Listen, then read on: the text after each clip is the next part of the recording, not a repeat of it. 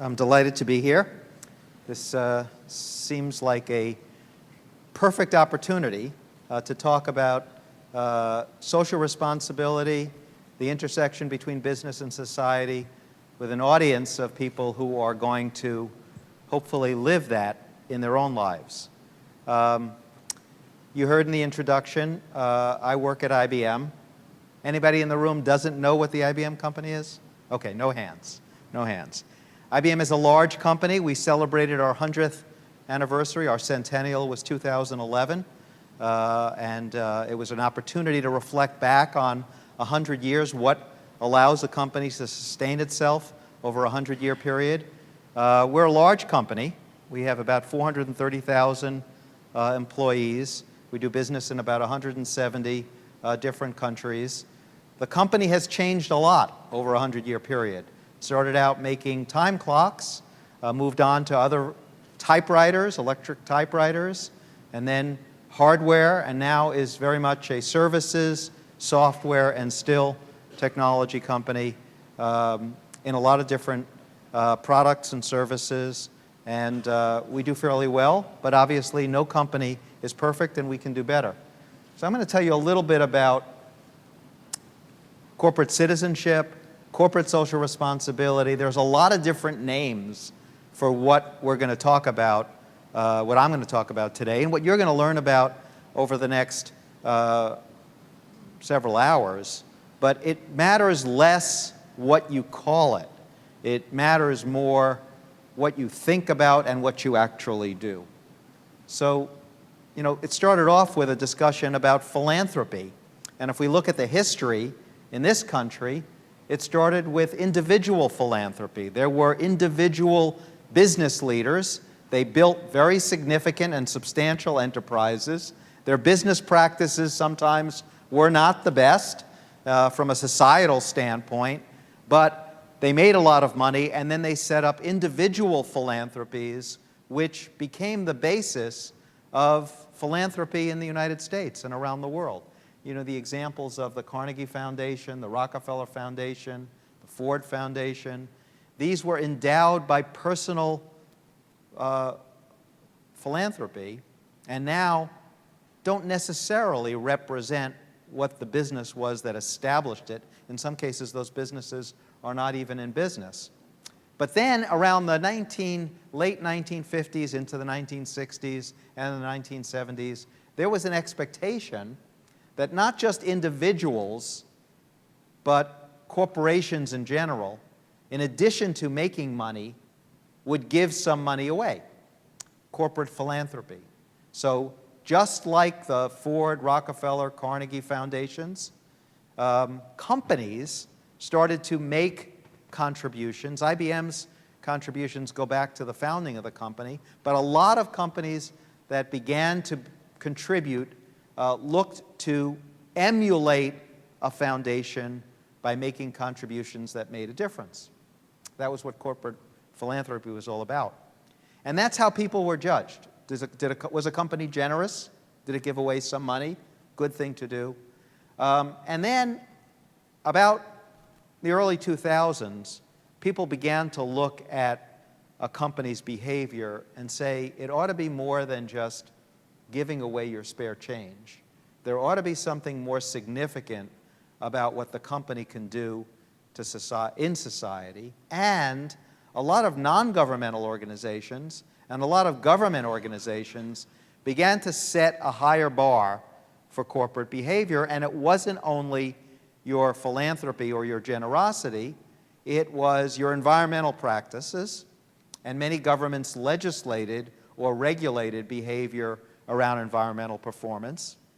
It was about your labor practices, to look at diversity or services to your employees or core benefits to your employees and judge a company on what is the quality of the company as an employer. Then a lot of people began to look at financial issues, fiscal transparency issues, your annual reports, the way in which you report to shareholders, and also looked at your supply chain, not just you, your company, but what is your company's suppliers doing Do they emulate the corporation's behavior? Looking at all those things together, then people began to ask a company, in addition to producing an annual report, produce a corporate responsibility report and detail so that we can compare year to year what you've done in the community, what you've done in the environment, what you've done in your supply chain practices, what you've done in terms of your labor practices, what you've done in terms of financial transparency.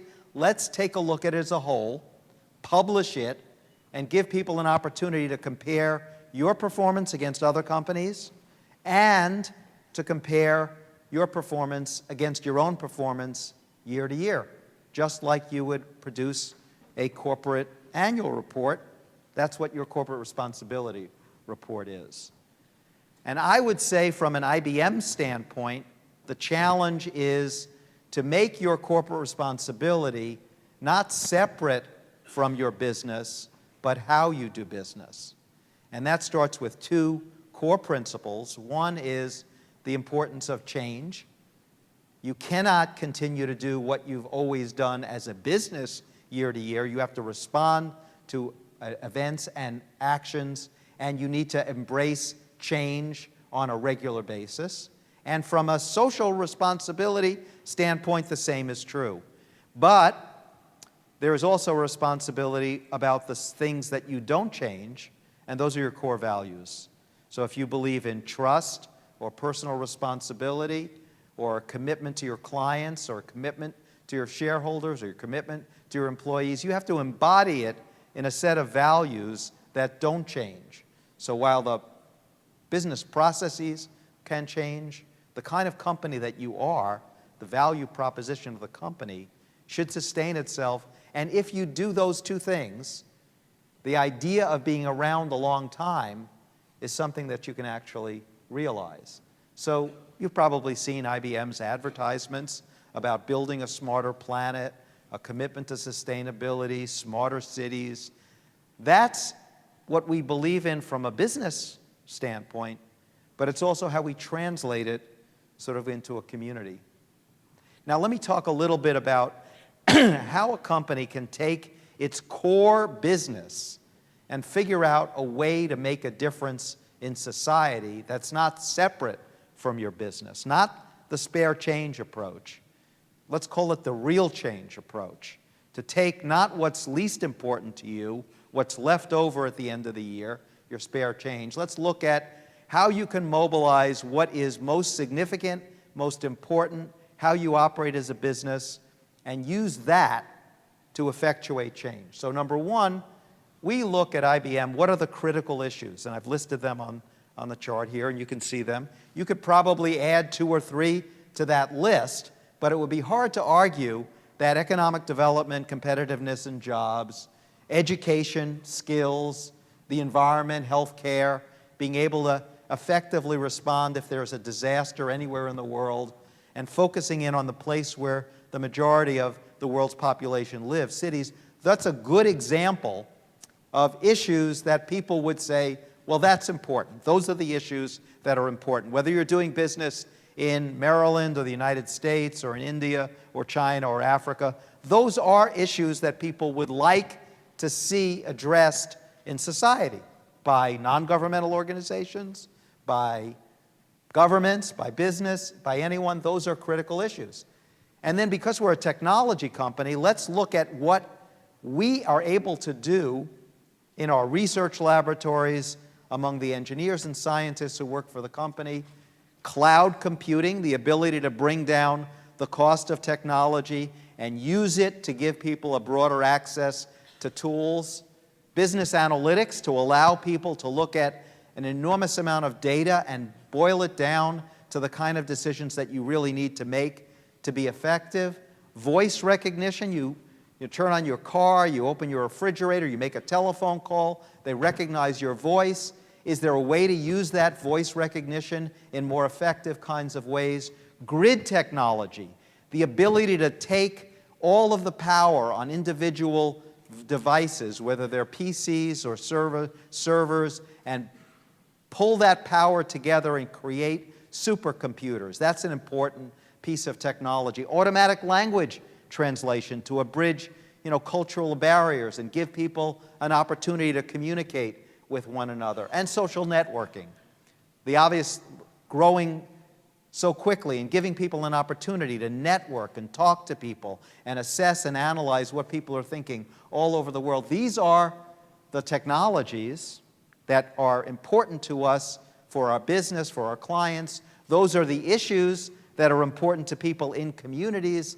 Can you find a way to pull them together as you would solving a business problem and solve a social problem? And I'm going to go through with you this afternoon, a variety of things that we have done, from Supplier Connection and the celebration of service to the corporate service corps that the Dean talked about, to our Smarter Cities Challenge, Reading Companion. These are all programs that are the end result of figuring out how do you marry what's most important to you, your core business, the best people you've got, the best technologies that you've got against those critical issues, to come up with solutions that make sense for people all over the world.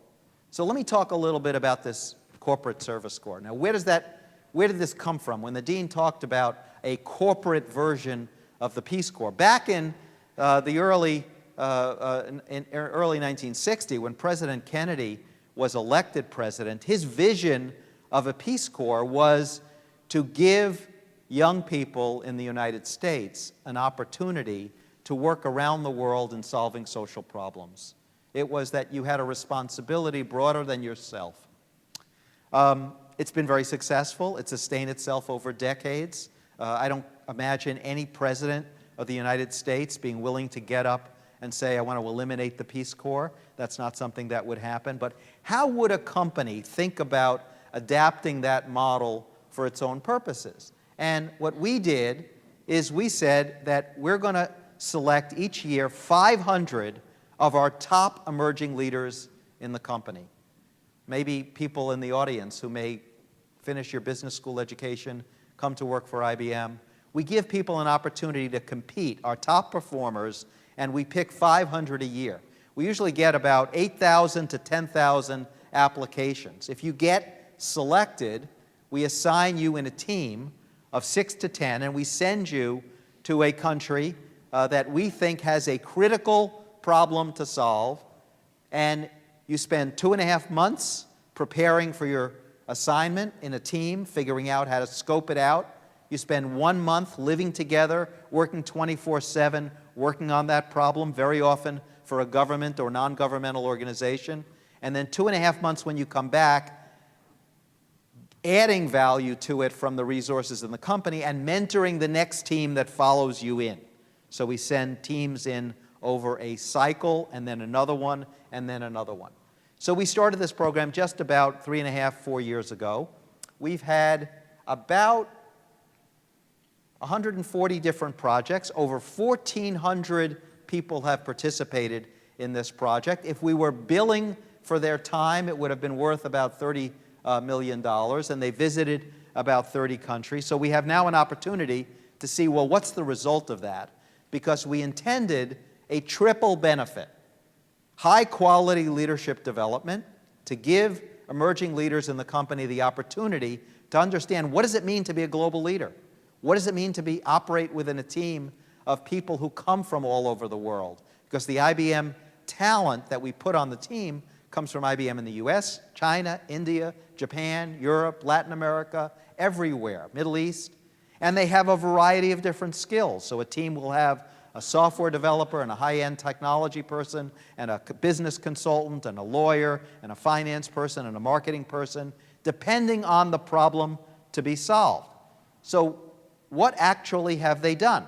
Well, a team of people went into Nigeria, into Cross River Province, working with the governor, and created Project Hope and Project Comfort, which is free health care for poor women and children.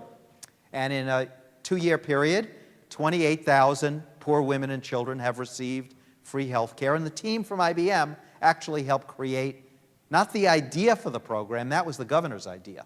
They created the business process, the plan, and the implementation strategy. In Kenya, they did a plan for digital villages. Again, it came out of the government. It was an idea, but they didn't have the technical ability and they didn't have the skills to be able to put it on the ground. And in each case, the team didn't just do consulting projects and leave. They actually helped to build skills on the ground. And there are other examples. In Johannesburg, a plan to improve public safety. In Chiang Mai in Thailand, a plan to improve the healthcare system. In Jakarta, a plan to improve the transportation system. So each team works on a different challenge and they produce something of real value. Now then, let's look at what's the value proposition for the individuals on the team. So we did an evaluation. Actually, there's a Harvard Business School case study on it as well, and an independent outside evaluation. And 9 out of 10 participants in the program said it was the best leadership development program of their lives, not their IBM career. And 9 out of 10 said it significantly improved their capabilities and ability to do their day jobs. So it improved their teaming skills, cultural adaptability, and ability to learn how to perform in a global environment, because that's the environment that we live in. And 8 out of 10 said it significantly increased the likelihood they complete their career at IBM. Now, why is that important to us? Because our top performers, our #1 performers, 7 to 12 years in the company, which is the largest percentage of people who are in this program, those are the people that a company is terrified that competitors are going to hire.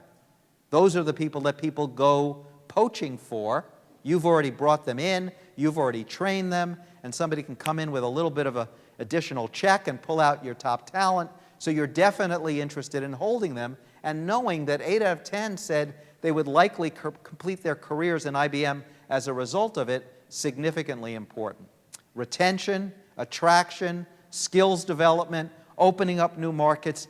These are the kinds of things that are business values, but we produce that through a corporate citizenship program. And it's been highly effective, and now many of our clients have come to us and said, we want you to help us start a program like that. And FedEx did, and John Deere did, and Pepsi did, and Dow did, and Novartis did, and now many other companies are lining up. Why do I think that's important? Because if every Fortune 500 company had 500 people a year in this kind of a program, making a difference in Africa and Latin America and Asia, that would be a significantly important achievement. That would be critically important in terms of the future, not just of the United States, but the future of the planet. Here's another idea. We, as a company, and many other companies, are concerned about the fact that there's a skills deficiency. People talk about an employment crisis and a jobs crisis. It's more a skills crisis than it is a jobs crisis, because if you looked on the IBM website, you'd find thousands of jobs available for people who have technology skills.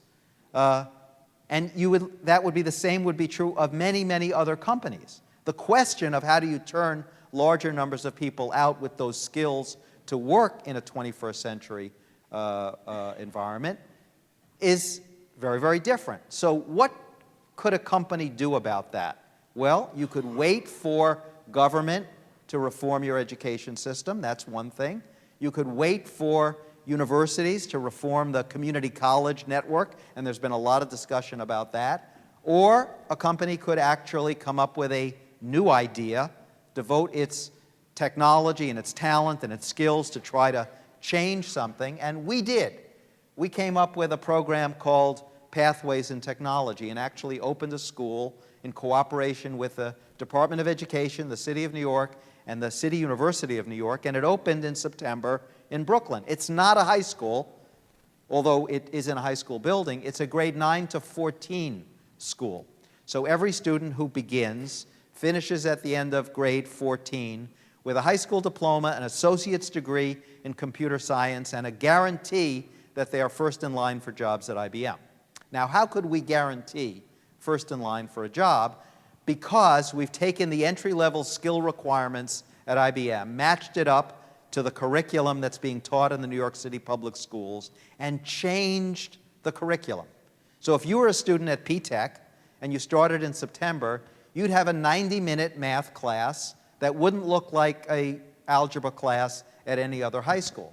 The students would be working in teams, they'd be solving problems, they'd be writing material about the problems that they'd solve, they'd be learning their algebra, but they'd also be learning economics, they'd be learning teaming skills, and every student has a mentor at IBM, every teacher has a mentor at IBM, the principal has a mentor at IBM, and this is not a school that has a special entrance criteria. It's not a charter school, there's no test to get in, there's no high bar, it's a public school. It's actually across the street from Albany Houses, which is a public housing project in central Brooklyn that probably is the most challenging public housing project in the city of New York in terms of public safety issues and drugs and things like that. So drawing that population, it's fair to say, well, how well are you doing so far since you opened this school in September? So far, it has the highest attendance rate of any high school in the city of New York, 97%. And even though a third of the students who started in September started with significant reading deficiencies, of that third, 2/3 have made significant reading gains just in the first semester. So we think this is an important and exciting opportunity. Why is it? Because right now, US-wide, only 25% of the students who start a community college, which is a 2-year program, complete. That means 75% of the students drop out. And in some cities, it's significantly higher. In Chicago, which now has embraced this model, and Mayor Rahm Emanuel announced with us on Tuesday this week that they will open 5 schools of this model in Chicago next September, the dropout rate in Chicago City colleges is 93%. Only 7% of the students who start this 2-year program complete it. So that's a serious problem. Now, Mayor Bloomberg has also announced in his State of the City address that he will expand P-Tech and start 3 other schools. Other mayors are looking to do this. Why is this important? Why would it be important to rethink high school and rethink skills and blow apart this notion that only 1 in 4 students will complete? Because it's in our economic interest as a company. It's in our economic interest as a society, but it's in our economic interest as a company because over the next 10 years, 14 million jobs will be developed in the US for students with associate's degrees, many of them in computer science. We want to hire them. Our clients want to hire them. Our business partners want to hire them. We want people who have those kinds of skills because they'll be business partners of ours and they'll help us to build an effective business. And this is the kind of change that we need to embrace. You know, it wasn't until after the Second World War in the United States that high school was mandatory. Before that, high school was optional. In the United States, in every state, a student could leave at the end of the 8th grade, however old they were, at the end of the 8th grade, with an 8th grade diploma, and go into the workforce and aspire to a middle-class life. That's not possible anymore. As a matter of fact, with a high school diploma and no further education, on average, you'll earn $15 an hour. And that's not a future for a country or for a company that believes in making a smarter planet. So that's why this is important. So we make these commitments. We develop this idea. I'm not suggesting it's easy. It's not. Working in partnership, trying to solve these problems, this is not an easy thing to do. But it's not separate from what you do as a business. And in addition to that, we've developed a lot of tools that are part of a broader kind of set of activities around improving science, technology, engineering, and math. A special site on the web called Teachers Try Science, where a teacher could get high-quality lesson plans, go online and get help to bring science into the classroom, Try Science to bring content and quality from some of the world's best science museums, an electronic site on the web called Mentor Place, special early childhood learning centers that we developed in the IBM labs. We do a lot of different things. They sound a lot like philanthropy, but they're not. They're all about building higher quality skills, building stronger communities. Last year, as I mentioned, in our 100th anniversary, we made a commitment to service, to have all of our employees providing service. And last year, about 300,000 of our employees worldwide in about 120 different countries and about 5,000 different activities provided about 3.2 million hours worth of service. And it's more than any other company, but why do they do that? They do it because it's when the dean talked earlier about, having a fulfilled life. It's about not just your work, and it's not just about your family. It's about, responding to a higher purpose. So people want to do that. But then how could a company help them to do it? Well, we could create a toolkit on the web to help people develop marketing plans and give that to governments and not-for-profits. We did that. We could develop a toolkit on financing for not-for-profit organizations and communities. We could develop special lesson plans to take into the schools, how to do a technology strategy, how to build project management skills in your community, how to do strategic planning. All of these things are available, and when an employee engages in community service, they go online and they click how many hours, and when they hit 40 hours in a year, we make a $1,000 contribution wherever they did their work. So that's the incentive to be able to produce resources of the company, which start with the technical resources, then the talent, then the reward for the service, and then what do you get out of that? Well, on one day last year, on June 15th, we had about 10 million people around the world served with this kind of community service and volunteer activity. That's not different from people's job. It's part of the skills that they produce in the workday, and these are the things that they bring into the community.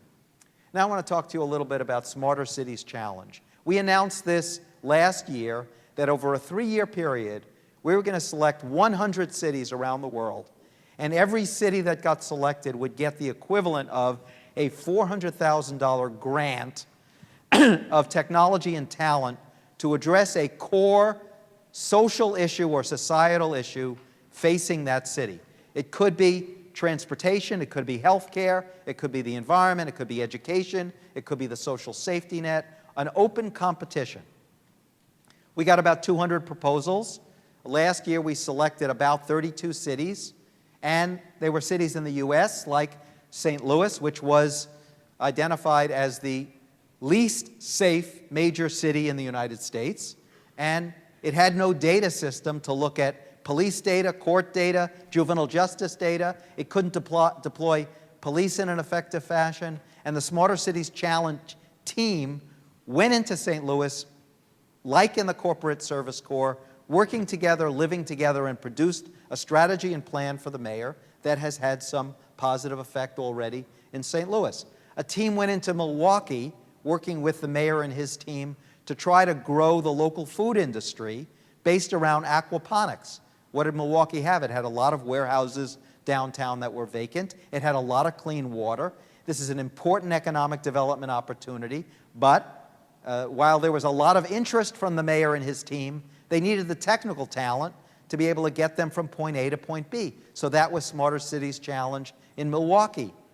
And outside of the US, in Ho Chi Minh City in Vietnam, it was a supply chain plan around the food industry. So every city had a different idea.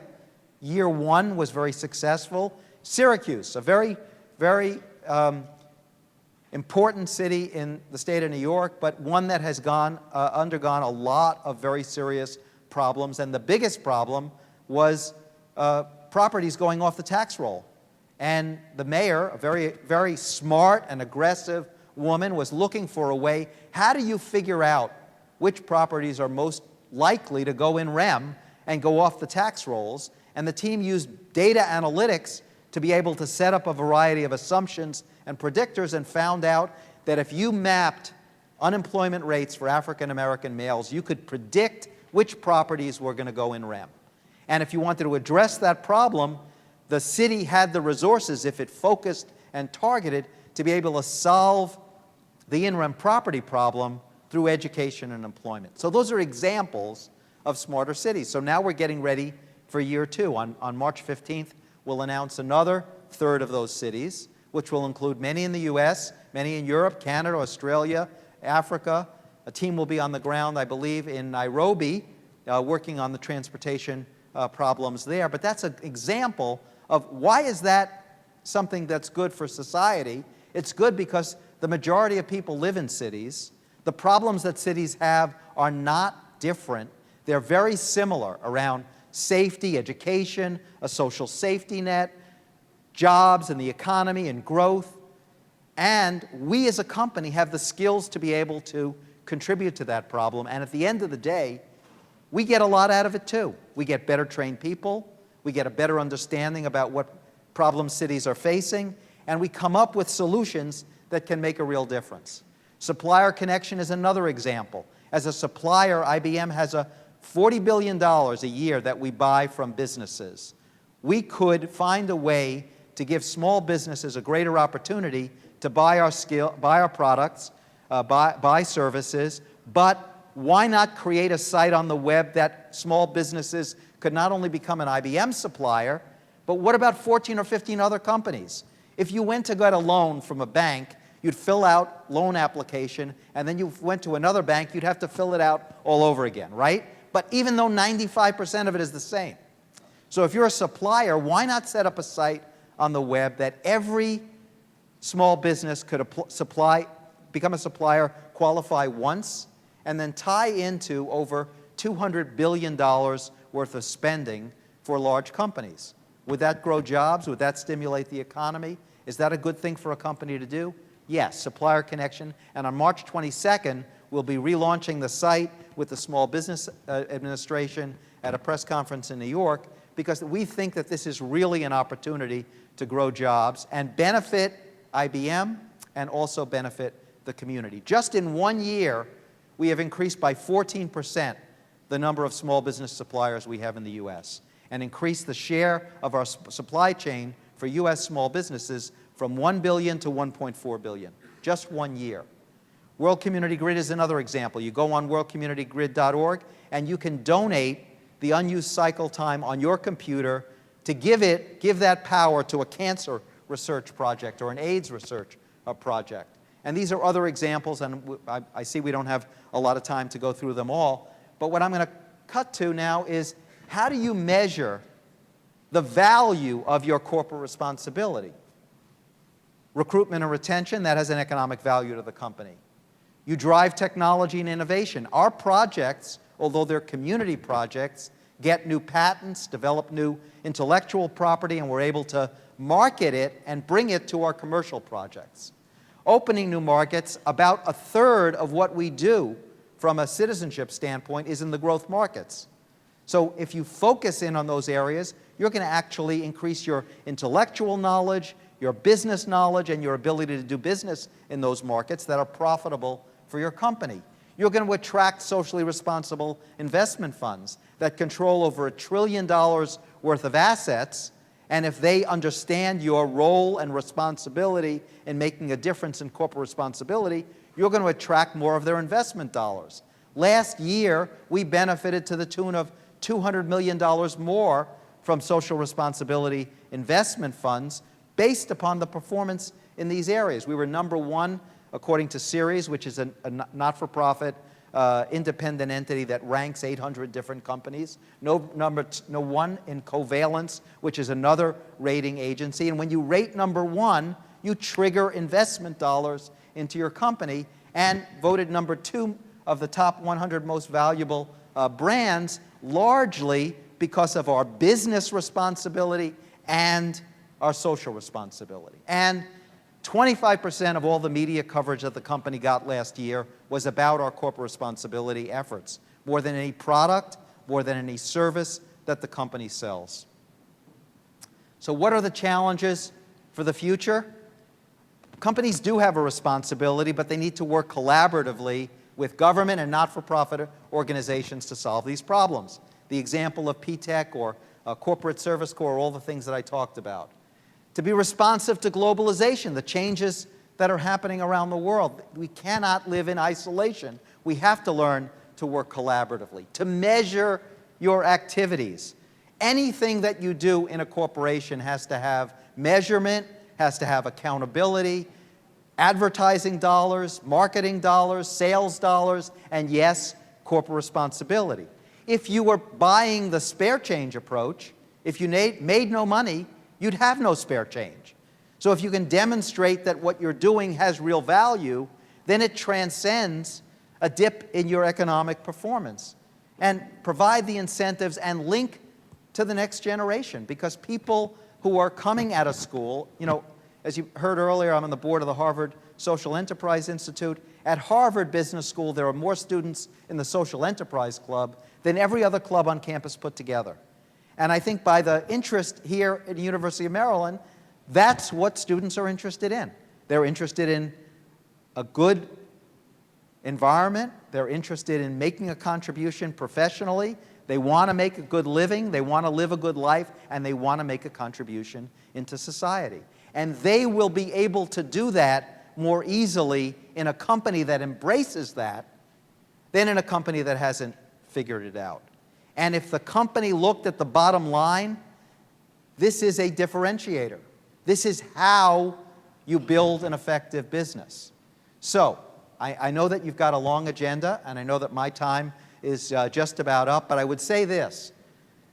When we go back over the history from individual people making a lot of money and giving it away personally and not affecting their business, into putting other demands on businesses to improve their performance, we are now ready for the next wave. And that is to demonstrate to people that building an effective business and making a contribution into society are not different from one another. It's not easy. That's why they call it work.